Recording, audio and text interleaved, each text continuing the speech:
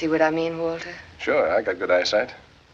You mean you want him to have the policy without him knowing it? And that means without the insurance company knowing that he doesn't know it. That's the setup, isn't it? Is there anything wrong with it? No, I think it's lovely.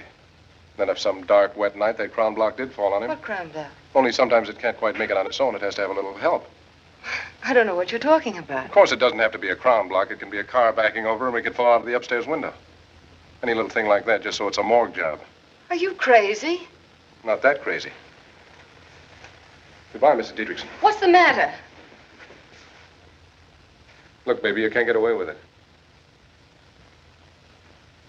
You want to knock him off, don't you? That's a horrible thing to say. What do you think I was, anyway?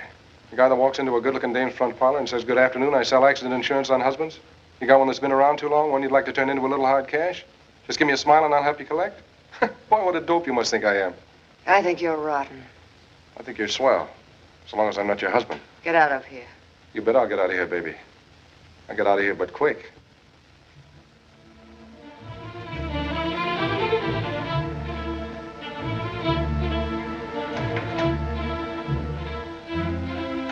So I let her have it straight between the eyes.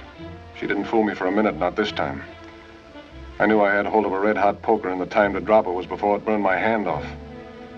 I stopped at a drive-in for a bottle of beer, one I had wanted all along. Only I wanted it worse now, to get rid of the sour taste of her iced tea and everything that went with it. I didn't want to go back to the office, so I dropped by a bowling alley at 3rd and Western and rolled a few lines to get my mind thinking about something else for a while. I didn't feel like eating dinner when I left, and I didn't feel like a show. So I drove home, put the car away, and went up to my apartment. It had begun to rain outside, and I watched it get dark and didn't even turn on the light.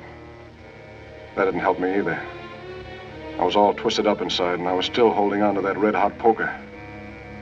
And right then it came over me that I hadn't walked out on anything at all. That the hook was too strong. That this wasn't the end between her and me. It was only the beginning. So at 8 o'clock, the bell would ring and I'd know who it was without even having to think. As if it was the most natural thing in the world. Hello?